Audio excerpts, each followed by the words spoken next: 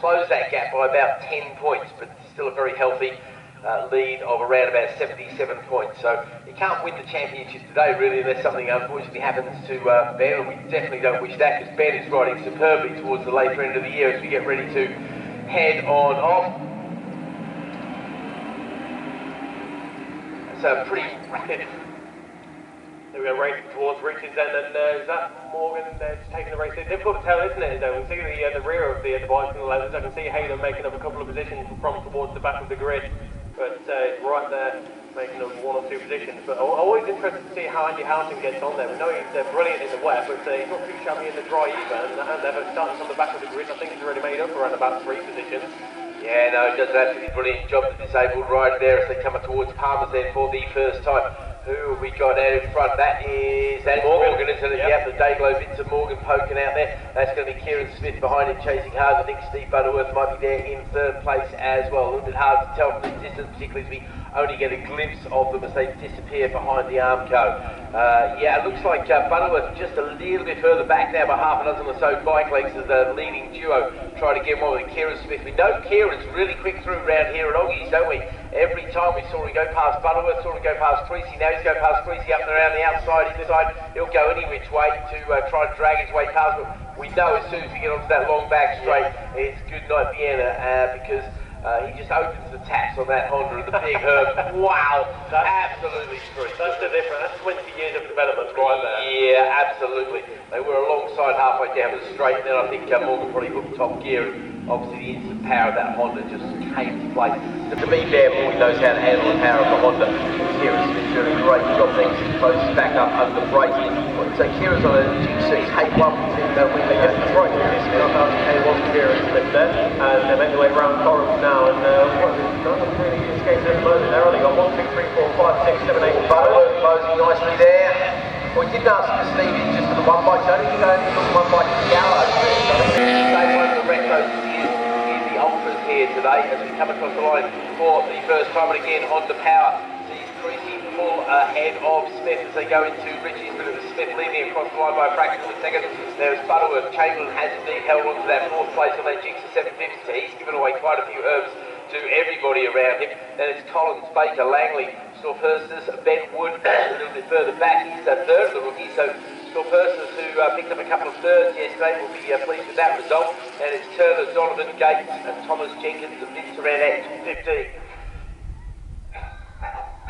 So looking up towards it, looks like we've got a bit of action there at Wilson's. I can see Marshall's running up, yellow flags are waving at Wilson. So okay. Waiting for confirmation. Yeah, somebody a little bit far off the track. They've obviously clambered on straight ahead. I'm going to have a quick listen on the radio, see if we can see anybody obviously missing at the front there, mate. They go up to Hamilton, who can we see there? Well, Morgan leading the way now from Stephen Butterworth ahead of Kieran Smith, and they're in 4th place on the 750.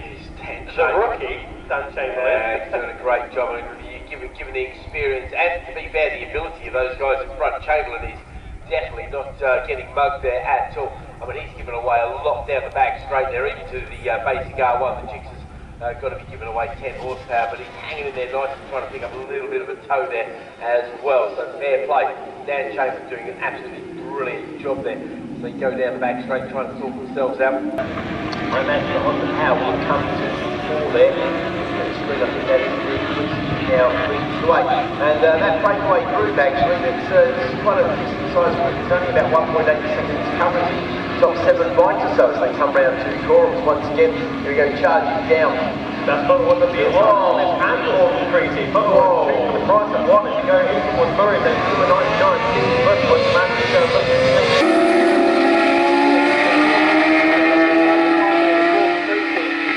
the line, and they go from 3rd to 1st place just on the power of that Honda. Kieran Smith looking for the long way around on Stephen Butterworth for 2nd place, but he holds there in 3rd, just to number 5 of Kieran Smith. Next up is Dan Chamberlain across the line, bike number 87 leading the way in the rookie 1000s on that Gixxer Star 750. Aaron Collins second on the front. Pete Baker, albeit in 6th position overall, is leading the MRO Powerbikes in its last ever day of racing at Snetterton. Looks like we've lost Russell Turner. Unfortunately, he's the one who goes tumbling down the order there, which is a great shame for him. Also, is that Morgan coming across the line? No, that's not Morgan there. So it looks like we might have lost Morgan as well. There's two of them. Also, Harvey's gone into the pits too. But the top half dozen covered by less than a second and a half across the line there. So brilliant action at the sharp end. But yeah, Butterworth chose just the right moment to lead, but only by 0.023 of a second ahead of Creasy. But that's what you need to do. You need to lead at one very small point. And of course, we need to keep an eye on the lap records in this particular class, because they've only raced here once before, and we did see the lap record go to Kieran Smith yesterday with a 55.075. So that's the fastest lap. We're at the 57th at the moment. That was only the first flying lap in real terms. Now they're making their way around the back onto the straight again, aren't they, Bradley? Yeah, they're already under the bridge there, heading around the left-hander of Brundles onto the right-hander of Nelson now. 1, 2, 3, 4, 5, 6 riders all in that lead group there. A bit of a gap, opening up between third and fourth position, but we're only close to a few tenths of a second there as they make their way around Forest.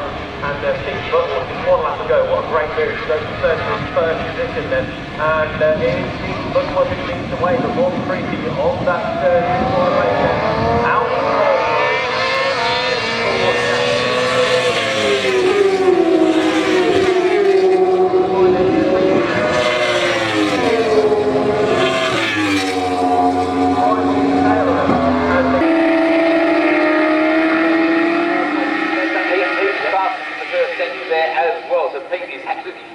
Into the 57s there as well. In fact, 56s down for Pete Baker. So the fastest man on the track that time round, I think, was Steve Butterworth at 56.385. We're going to be into the 55s for the lap record, if that's what you're looking there for, mate. 55, okay. Yeah, no, we're at a low 55. 55, so we're going to be 54s, basically. That's fair enough. There's a 54.0 there for Kieran Smith yesterday, but Steve Butterworth, nonetheless, fantastic lap for 54.7. But I'll tell you what, Smith could upset the Creasy apple cart a little bit there as well, because we know how good Smith is through here, this Hamilton and Oggy section, and all of a sudden Creasy, I think he's going to find a Suzuki up his inside there at some point, because here comes Smith. Yeah, he's so strong. He's got past the head of Creasy, so now Creasy has been relegated. This could allow Butterworth a chance to escape and perhaps grab his first victory in this particular class all weekend. It'll be a great result for the retro rider who's looking good. Creasy, though, using the power of the Honda, I think he's going to get right on the tail. I don't know if he'll outbrake Butterworth, though, because Steve is so strong on the brakes under the bridge there. We've seen that before. Morgan might have the herbs, because you pick him up on the screen there. It's a little bit of the game. Yeah, Smith keeps taking there in front position ahead of Dan Chambers. That's Aaron Collins, I believe, on bottom of 48. Second of the Elephant at the moment there behind Morgan Creasy in that particular class. But Aaron's having a great ride there in 6th position to keep out the whole lead group. Well, then, we've got the next set, one of the most experienced rider here. Hamilton out the front and on the second straight.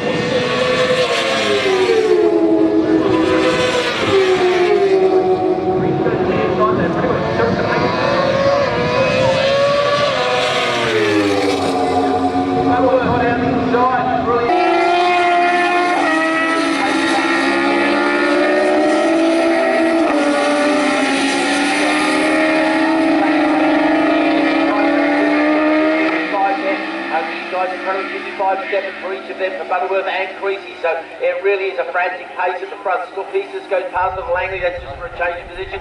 Mercer passed on Gates that time, no other changes around apart from Baker going past on Chamberlain, but given that... we're going into the left hand there and into the left hander of Agostini's right. Maybe I missed it there, Keith, but we have Steve Butterworth and Kieran Smith, then a big gap.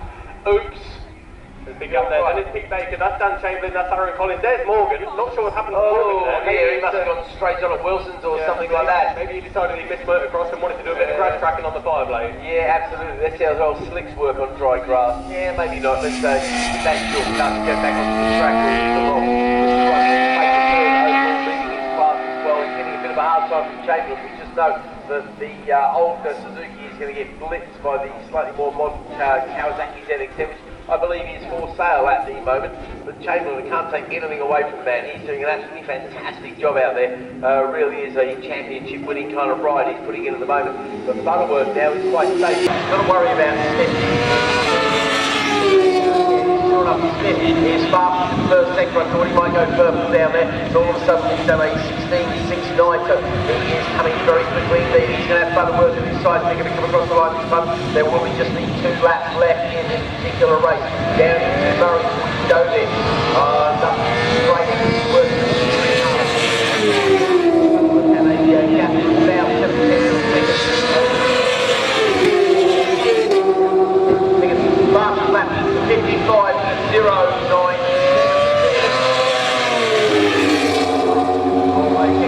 Hundredths of a second away from the total lap record. So that shows the sort of pace he's having to ride to try and close down on Butterworth.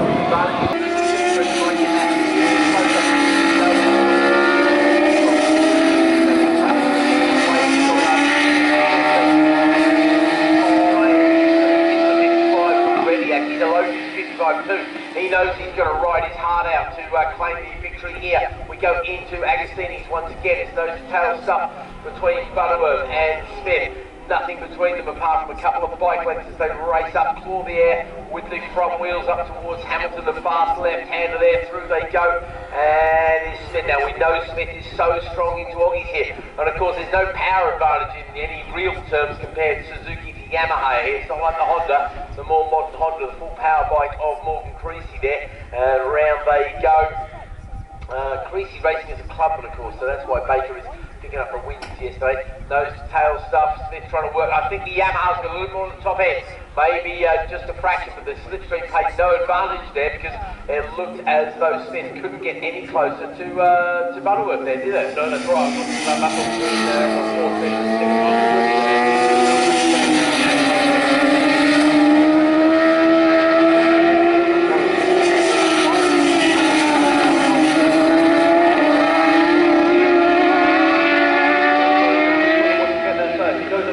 Kieran Smith, 5 to 5.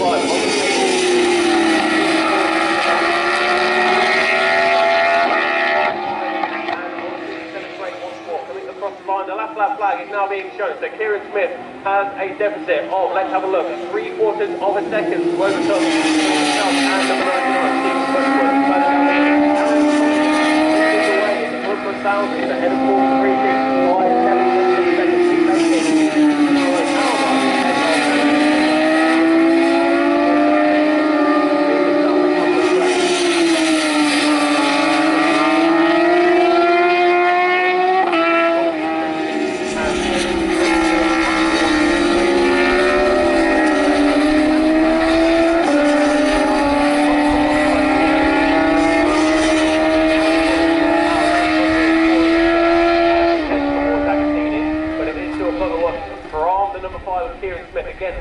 Fresh air underneath the front wheel of that K1 Duty car Suzuki through the left-hander of Hamilton, braking hard now for the difficult right-hander of Oggies. Let it run out a little bit wide there, drag it back and head towards Williams and Aaron Collins and Morgan Creasy. That is the battle for the Clubman.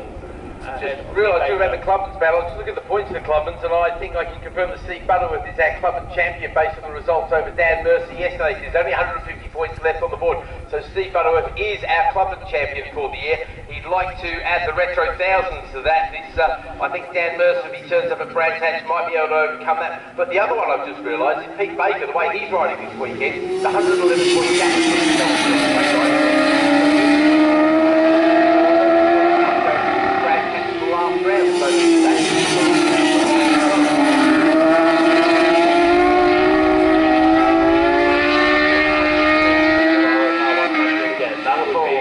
That would be a remarkable achievement. Well, let's also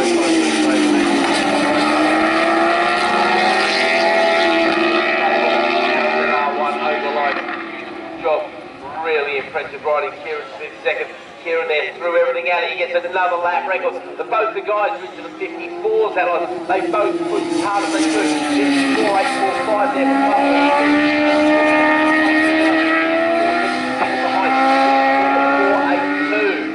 482 then.